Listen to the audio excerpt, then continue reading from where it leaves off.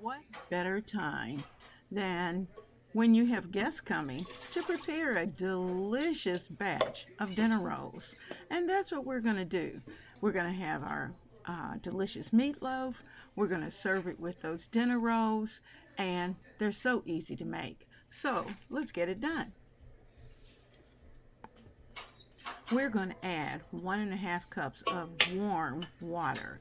Now, warm water means not over 100 degrees. And in this case, I'm using filtered water, but you really don't have to. And I'm also going to add in a fourth cup of sugar. If you have honey, you could certainly use honey. But if you have little ones, then you won't want to use honey. Use the sugar.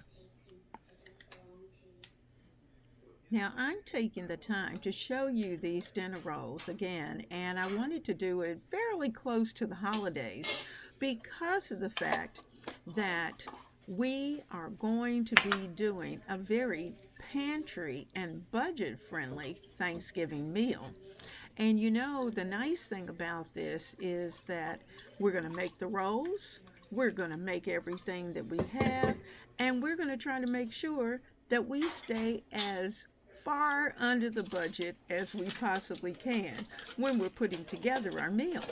Now, tonight we're focused, of course, on a friendly pantry dinner.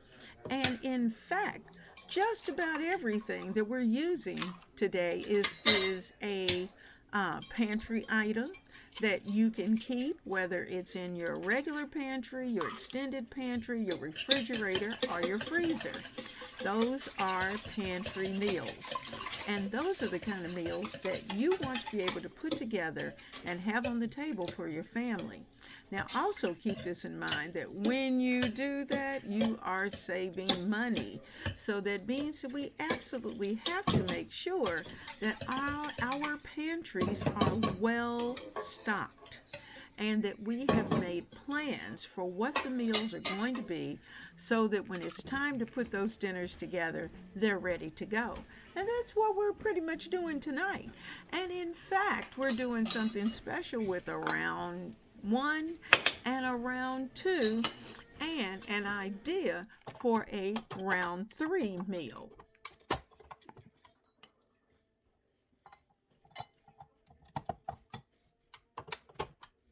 Homemade rolls are always delicious.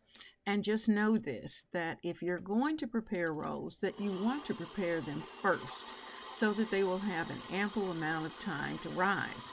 Now, in the case of these rolls, they're going to take about 2 hours to rise because I want them to be extremely high and extremely puffy.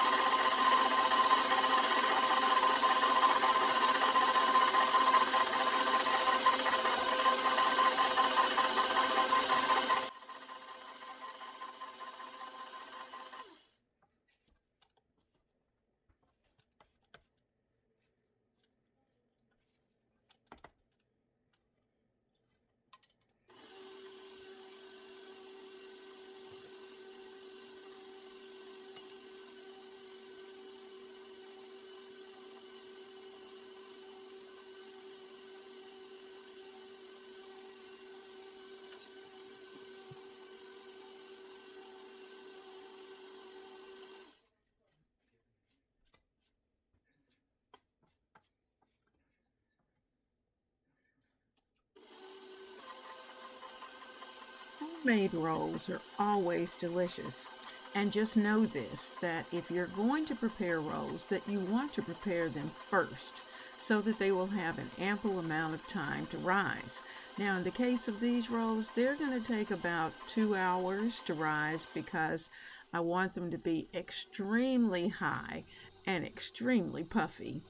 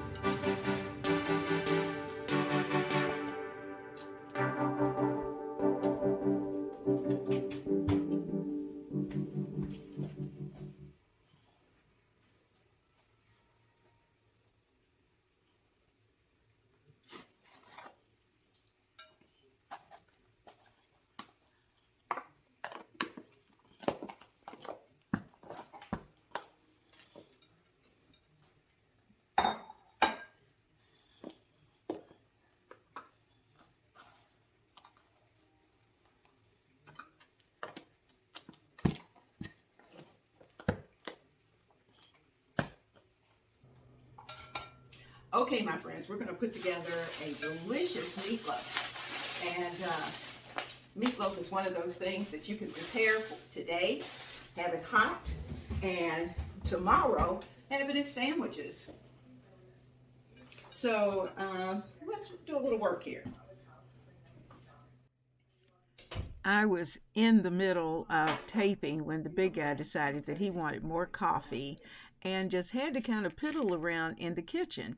Now, you would have thought he would have seen the camera and would have just kind of froze and gone back the other way, but no, he didn't. So he is over there keeping up a little bit of noise. But while he's doing that, we are taking a couple of slices of bread and I'm tearing it up. I already have a little bit of onion and bell pepper in the bottom of the bowl.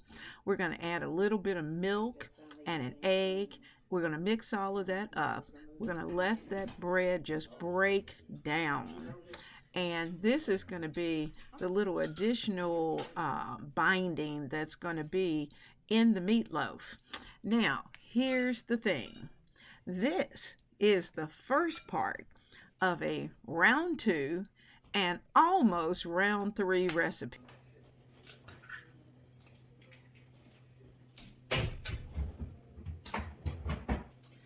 Now I've got 2 crumbled pieces of bread.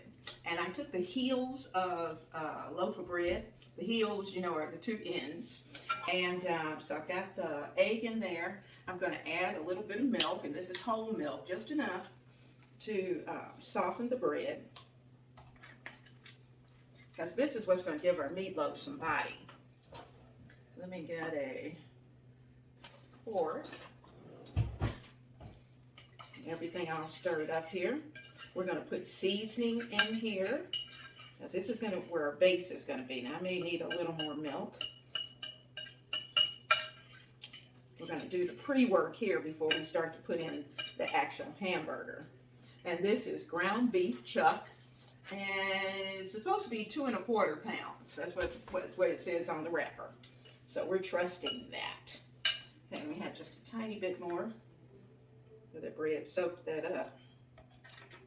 Now what's going to happen is that I'm going to put a little bit of tomato base in here, and because I like a little tomatoey flavor. You could use barbecue sauce.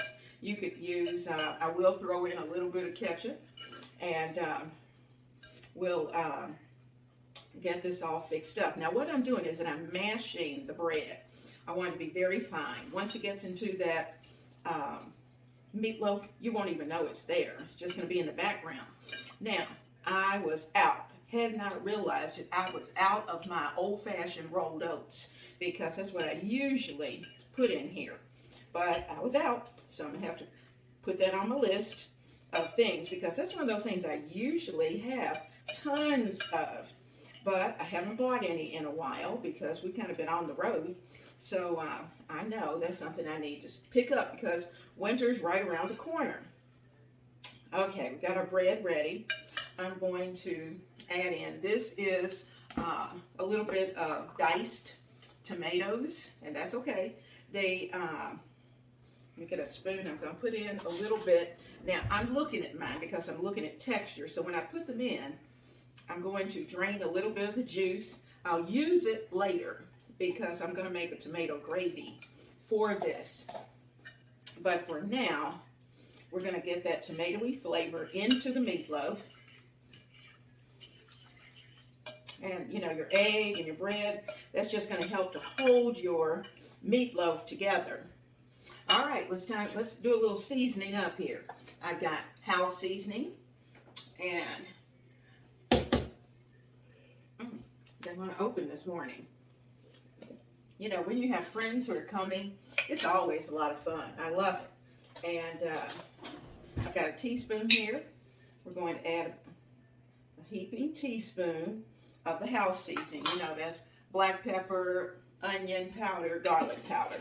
So all those seasonings are going in. I'm going to add a little bit of no salt, which you know no salt is AKA Mrs. Dash. And I'm going to put in a little bit of that. And it's got some extra items in it. So I'm just going to do one teaspoon of that, because the difference is with this, once it goes in, it's in there. So we're going to take this and we're going to stir that up, because this is going to get incorporated all throughout the meatloaf. Okay, now I've got some beef based, because we want it to taste good. You know, so we're going to add a little bit. You notice everything that was in here, nothing had salt. This is where the salt will come in. And I'm going to put in about a teaspoon of beef base. And I'm not heaping it, that's just an actual teaspoon, because I know this base is pretty strong.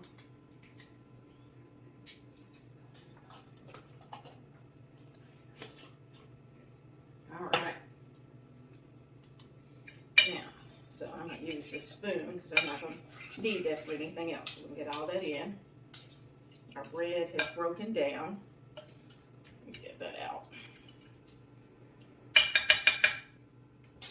Okay, so got all that in and incorporated. We're going to need a little more fresh onion, and we grated that up. Now we grated up enough onion really for most of the week of cooking. So I'm going to put in a good pinch or two of grated onion. I'm also going to add some green pepper. And you know, these are things that once they start to cook, they're going to develop a little bit of juice. And that's okay. So I'm putting in, you know, a little handful of green pepper. And that's grated also because, you know, we have people sometimes who look at that and they go, what is that? Well, if you grate it up finely, then they probably won't notice what's in there. All right, so we've got green pepper, we've got our onion, we got all our seasonings, and I'm going to add just a squish of tomato ketchup now, but we're going to need some more later. Let me get that. Now, you know, everyone has a little something that they like. And so I'm going to put in a good squish of tomato ketchup. That was about a tablespoon. And I'm going to add about a tablespoon of grated thyme, because that's going to give a little special something in the background. And if you aren't sure about it, then you know to start small. And at this point, of course, you can't really taste it at this point, not mine anyway, because I've already added the egg. But we're going to get that stirred up. Oh yeah, smells wonderful. And you know, when you're cooking, your nose is a good indicator. You know what you want it to taste like, and taste is based on your smell. So we've got that's for the tomato. This is our mustard. All right, guys, we're ready to get into the meaty part. Now,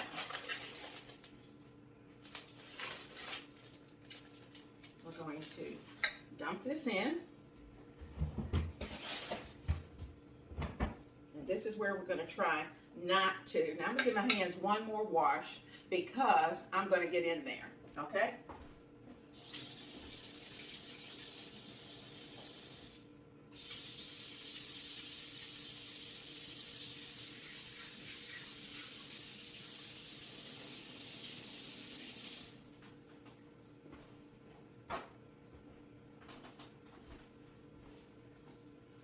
Okay, now this is where it gets serious. We're going to get our, those rings that you can take off, then you'll probably want to take those off. But I'm going to break this up. And if you have gloves, you can certainly use gloves. But, and I do have gloves, but I don't have them close. So we're going with it. And if you were here, I'd be using my hands. And even if you're not here, I'm still going to use my hands because it's my house. And in the words of someone we all know well, and it's my business. So if you want to use gloves, you can certainly do that. You know, if I'm cooking for a large crowd, that's different. If I'm cooking to take something to church, then I'll probably use gloves. But just to cook for my family, I'm not doing that. Okay, now as you put your hand in, you kind of want to give it a little hug, give it a little squeeze, so that you're squeezing all of those seasonings through your meat. And I'm picking up all the seasoning that we had on the bottom.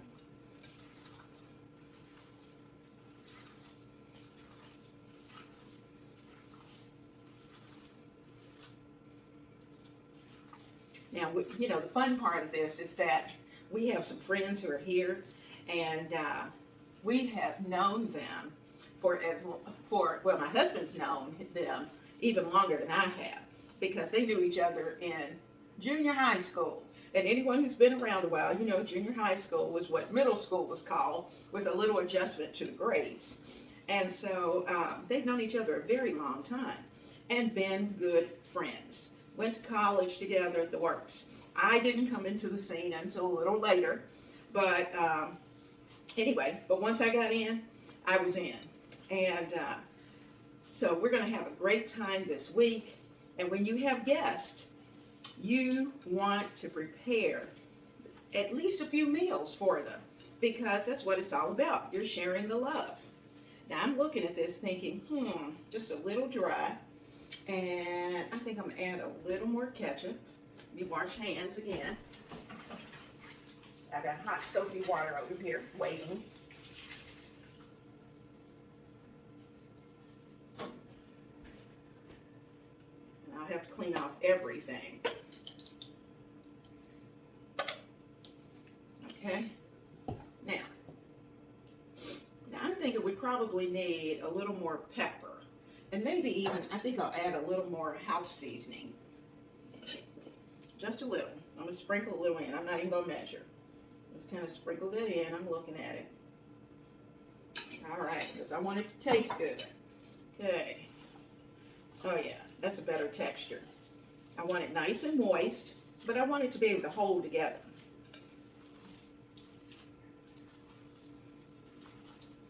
There we go. Now, some people use barbecue sauce. Some people use chili sauce rather than ketchup. And, you know, that choice is yours, what you have at your house. Now, we always have ketchup because that's what my friend likes. She likes ketchup. Okay, and I'm doing this early in the day so that we're going to be out and about. And when I come back in, all I have to do is put the meatloaf in the oven, turn the pot on, the heat on to the pot for the green beans. We're going to have some potatoes, because you have to have potatoes with our rice, or something that's just going to sop up all that good gravy. Okay, so I'm not going to play with this too much, because if you do, your meatloaf will get tough. So what I'm about to do is to put this onto some parchment paper, get it shaped, put it into a Ziploc bag, and then we'll put it into the refrigerator for later. So when it's time to cook it, all I'm going to do is slide it out, sit it right on my cast iron pan, and voila, it's going to be in the oven ready to cook.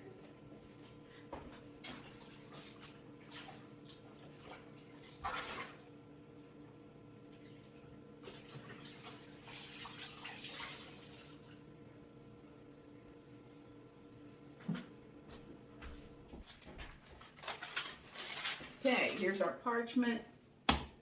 Notice I'm using cutting boards underneath of everything. Keeps the counter a little cleaner. And because I'm using my cast iron, I'll make sure I have everything in there. Now I'm going to turn this out onto my parchment, and then we can shape. Okay, get everything out of there. All right. Now my cast iron is round.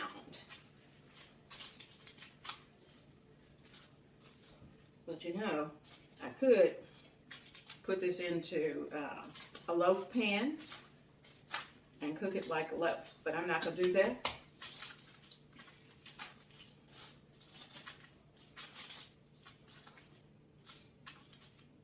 Okay, he's all there. Now, this is a tip. When you're cooking a meatloaf like this, and you want to make sure that it cooks well in the middle, take your finger, once you get them shaped, regardless of whether it's round, whether it's loaf shape, whatever you do, then, let me bring you closer so you can see.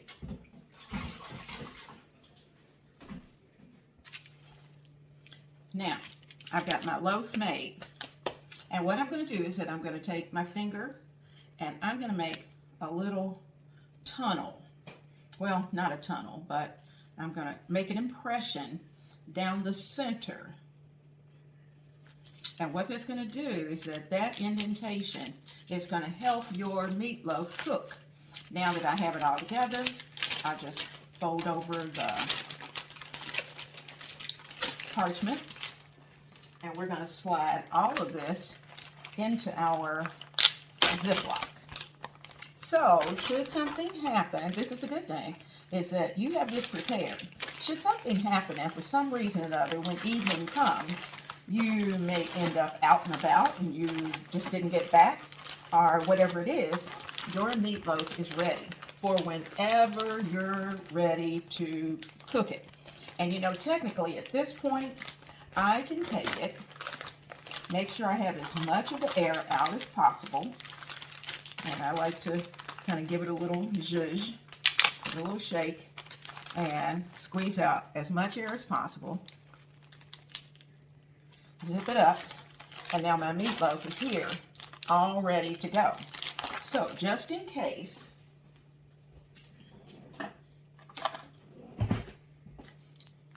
going to label it.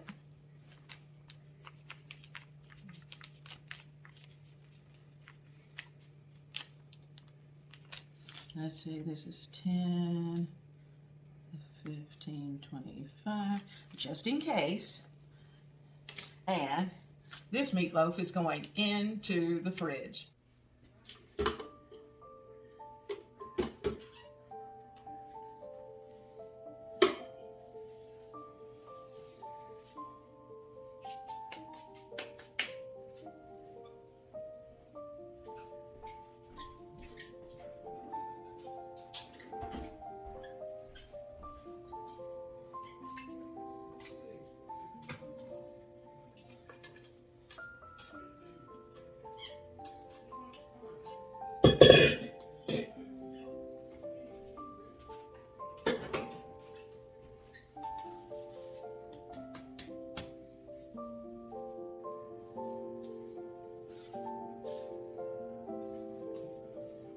So soft.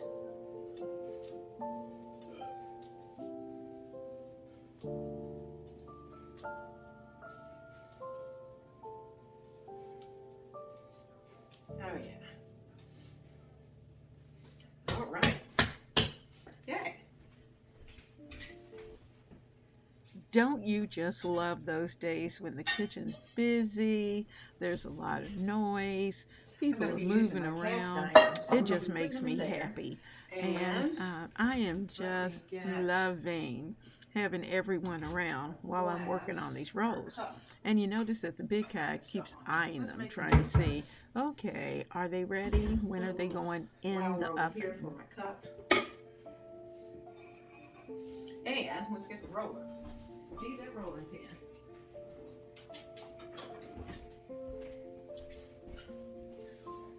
Okay, some flour on my rolling pin. Let's get it rolled out. Always roll from the center out.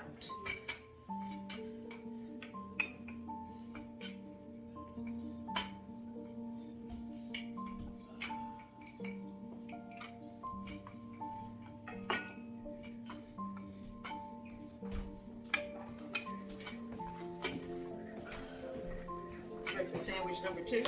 Yeah.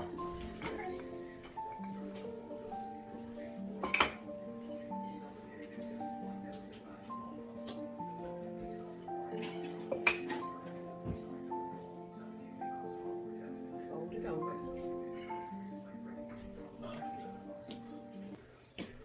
We're going to take our dough out and put it out on the counter. And I've floured it well because I don't want it to stick. And what we're going to do is that we're going to basically cut these in circles, stretch them, and make what I call a little pocketbook. You'll see how I'll fold them over and place them into my cast iron skillet.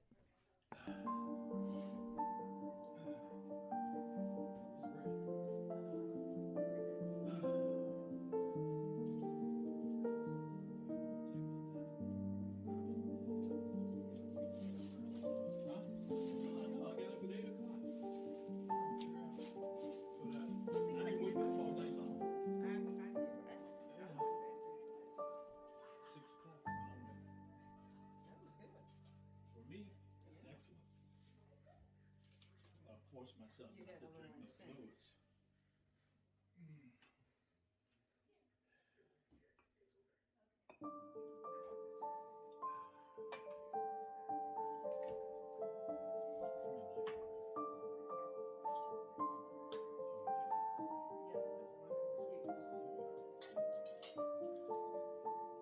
No, she didn't lick the knife, did you?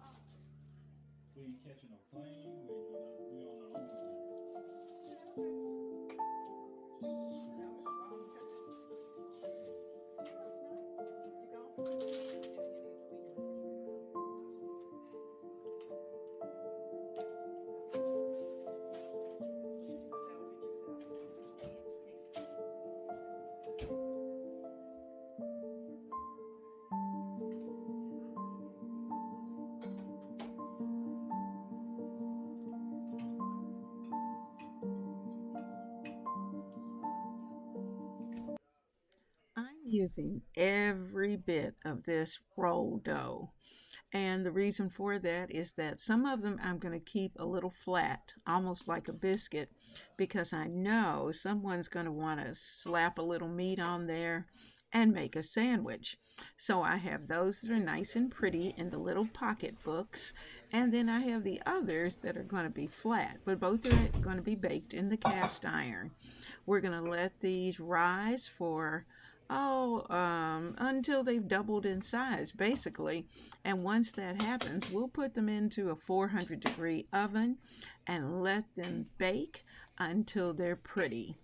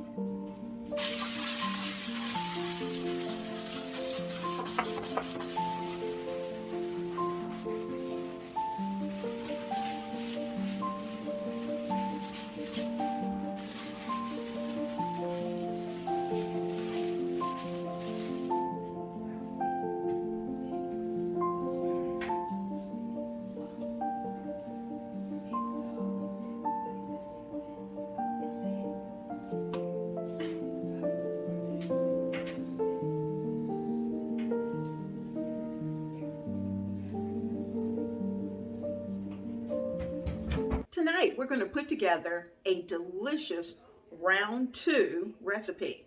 And what we're going to do is that we're going to take a leftover meatloaf that we prepared yesterday or earlier in the week, and we're going to use that to make tonight's pasta sauce. And this pasta sauce is going to be so delicious. It's going to come together so quick. And we're going to add a few things to it because that's how we like it. So let's get started, and I'll show you how to take your meatloaf to a whole new recipe. Let's do it together. Now let's start with our ingredients. We're going to be using a can of whole peeled tomatoes, as well as a can of crushed tomatoes. And we're also going to use my favorite, which is Hunt's pasta sauce that has garlic and herb. Now, of course, it's not enough garlic and herb, so we're going to be adding more. You'll notice that I have 3 different brands, and you're wondering, well, wonder why she did that. Well, let me tell you why. First of all, I checked the dates on my can, and these particular cans needed to be used up immediately because they were just at that point where they were about to expire. So, when you're keeping a check on your pantry, you do not want your products to expire. You want to make sure that you're keeping a check on that, and as they get close, you want to use them first. And anything that's brand new, you can put in the back of your pantry for later. So that's the reason why our 3 products are totally different brands. Now, next we've got garlic, and I have 4 cloves of garlic that are minced. I have a green pepper that's been diced and sliced and everything done to it. I also have a shredded onion, and here comes the star. I have leftover meatloaf that we're going to be using, as well as you can see in the back, I have my box of pasta that we're going to use, as well as the spices. I have the herbs of Provence spice and oregano. I had those already in my pantry. So of all of this, none of this needed to be purchased today. I also have my house seasoning, and it has black pepper, onion powder, garlic powder, and onion and garlic powder are going to take our onions to a level and the garlic to a level that is going to be a little more intense, but also keep it mild. So that's good to have. Now I do have one thing that I got out of the freezer, and that was some sausage links that we're going to take out, some Italian sausage links. They also needed to be used, so we're going to add those to the pot.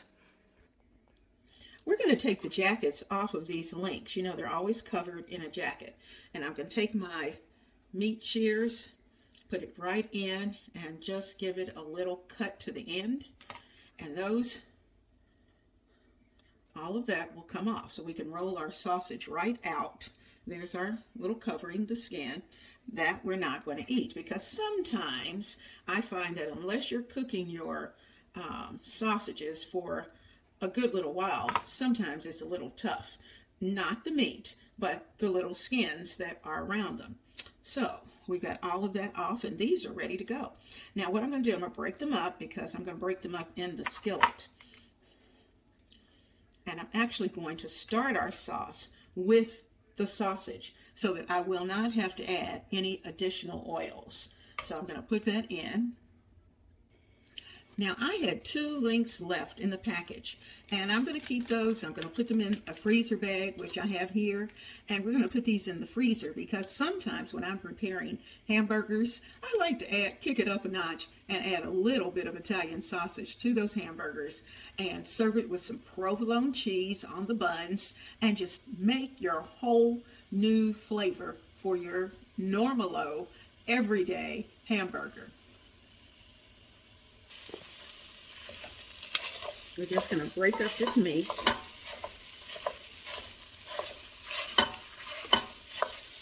And once it gets about halfway through the cooking process, we're going to add our meatloaf and let it come to temperature as well. You'll be amazed at how fast this comes together. So we're just going to chop this up. In the center, I'm going to add our aromatics. So I'm going to put in the green peppers and the onions.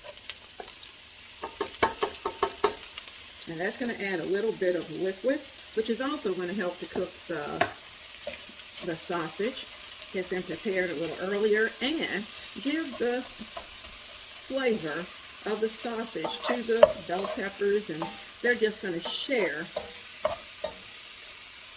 their flavors with each other.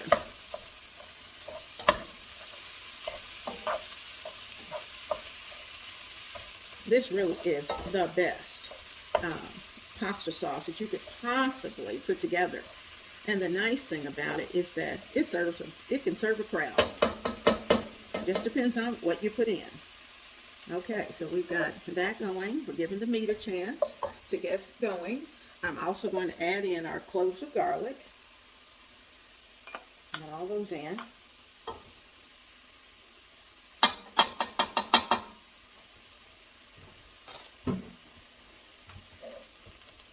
I'm going to kind of keep that on top so that the garlic won't burn. But you can see we have moisture down at the bottom because the sausage is releasing a little bit of its oil. It's not extremely oily or greasy, which is good.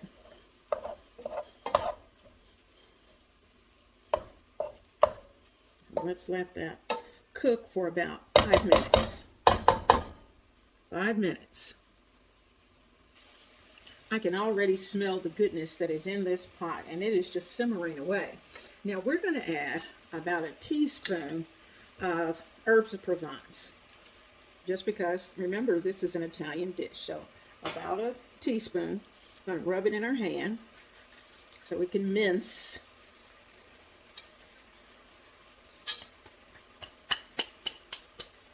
And it's going to have a hint of flavor. You know, everyone doesn't like herbs of Provence, so you kind of have to start small and make sure that your family can handle that fragrance and that flavor. I'm going to add a little bit of oregano.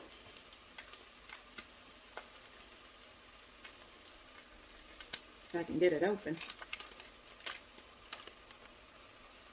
Just a little. About a half teaspoon.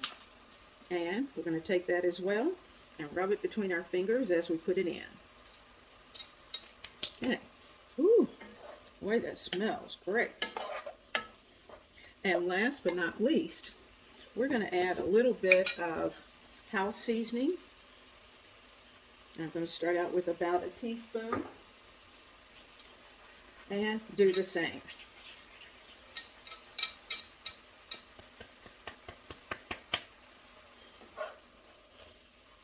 Alright guys, it's time to bring the star to the front. We are going to add our meatloaf. Here's our meatloaf. After all, this is a meat sauce, so it's going to have plenty of meat in it. We're going to put it in the round 2. If you remember, the original meatloaf was about 2 pounds, and so this is about a pound of meatloaf. And we had about, I'd say about a half pound of Italian sausage. I'm going to use my other device. It'll make it so much easier in breaking it up, because we don't want huge chunks. I don't, anyway. You may like chunks. They may remind you of the texture of meatballs, but that's not what I'm going for. I want this to be a delicious meat sauce.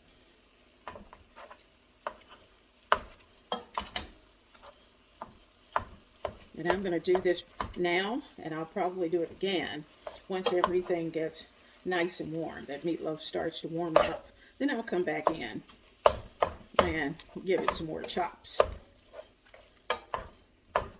But we're getting it started. And you know, our meatloaf already had good flavor.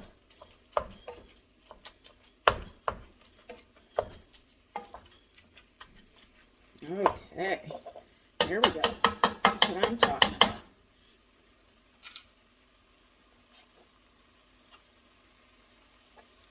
We're going to let this simmer 5 minutes. Now it's time to add the other goodies. The first thing I'm going to add is the Hunt's pasta sauce. We're going to add that to the center. First thing I'm going to add is the Hunt's pasta sauce. We're going to add that to the center. And you know, I'll rinse these cans out. And I'm going to take my Hunt's can and I'm going to pour in the same amount of diced, almost the same, diced tomatoes. Actually, these are crushed tomatoes. Let me get that straight. Crushed tomatoes.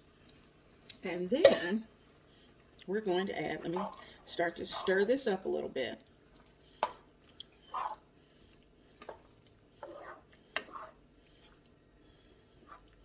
Oh, that looks amazing. All right, now we're going to add in some whole tomatoes. Now your family may not like, I'm going to stick my hand in here, your family may not like these little Romas staying as large as they are. You have two options. One option is to take your tomato, and it might be a little messier, but you're going to give it gently a squish. And as you squish, you're breaking that tomato up into pieces and parts, so that you have tomato in it, but they're not gigantic pieces of tomato. So the tomato has a chance to break apart. Or you can use a clean pair of kitchen shears and just cut your tomato into little bits and pieces. And that option is yours. Now tonight, I'm going to do it for you the way I would normally do it, whether you were here or not. And I'm going to crush them with my hand. They ooze out right through your fingers.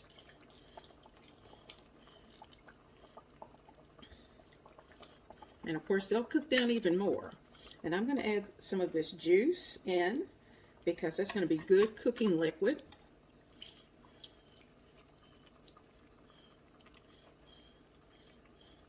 And I've added in about 5 to 6 Roma tomatoes. Now, how many you add is up to you. Get 2 more. Add those in, and we're just going to crush these up.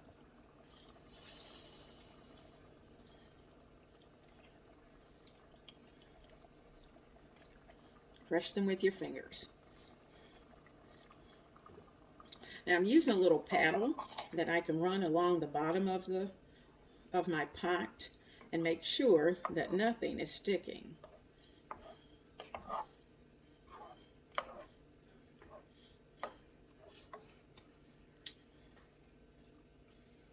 I'm using all the liquid, and I've decided I'm going to go ahead and use this entire can. So this is a 28-ounce can of whole peeled Roma tomatoes.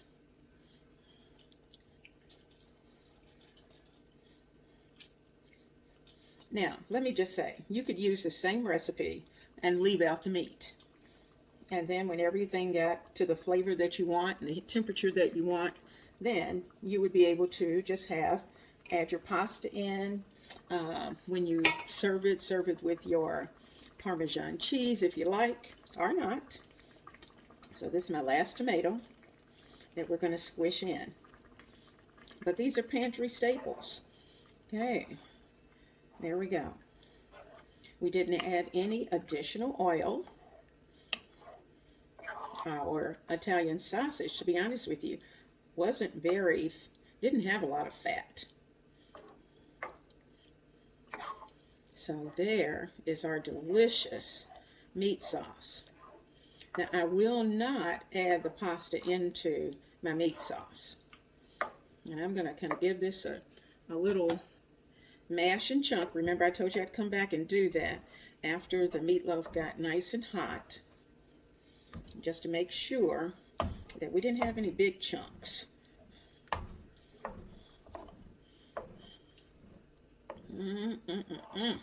If it tastes as good as it smells, then it's going to be a really good night. I may add a little pepper. We'll see. Let me get my spoon.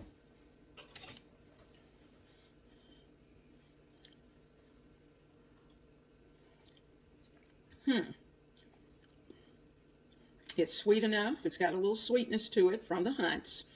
I think it needs just a pinch of salt, and definitely needs a hint of pepper. Now, in addition to the meatloaf being used a second time, we're also finishing off the last of those delicious rolls. So what I've done is to slice them in half, and I'm going to butter them up. We're going to put them under the broiler, and they're going to be hot, golden brown, and toasty. And we're going to eat those right alongside of our delicious pasta.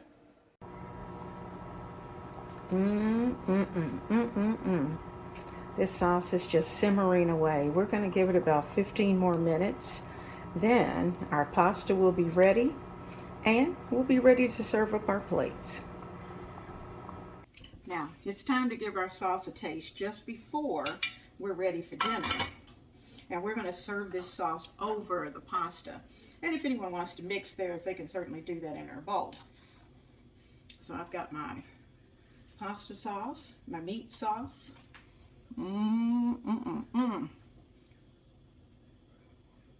You know, I added some additional pepper and salt.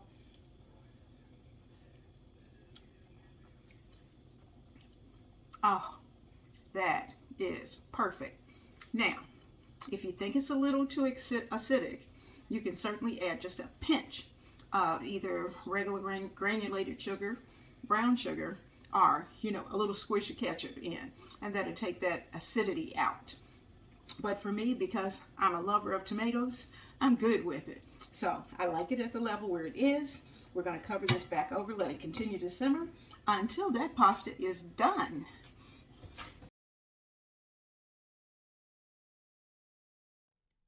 Who knew that you could put a round 2 spaghetti sauce together, and especially using your meatloaf? You know, anytime you prepare a main protein, whether it's beef, whether it's chicken, whatever it is, always have a thought in the back of your mind as to what that round 2 recipe is going to be, because those are the types of meals that are going to help to save you money. So we have an entire second meal that we've been able to do straight out of the pantry and has cost us nothing. And it is enough that we're going to serve tonight. And I even had food left over for another dinner. So we were able to use it actually another night. So this is amazing. And you know what? Keep this in the back of your mind. I'm thinking, you know, I might take a couple of those containers, put it together, and actually make a vegetable soup with it. Break it down a little bit with a little more broth and add some good vegetables in there. I could add beans in there or noodles in there, and we would have a third meal that we have made with the meatloaf, the spaghetti, and then meal number 3. So just keep that in mind. Isn't that beautiful? Now, I've got a lot of people to feed, so I'm going to have to go and let them come and fix their own plate. So I hope you have enjoyed tonight. I hope you've enjoyed making the rolls, the meatloaf, and the round 2 meal. So have a blessed time in your kitchen and keep it cozy.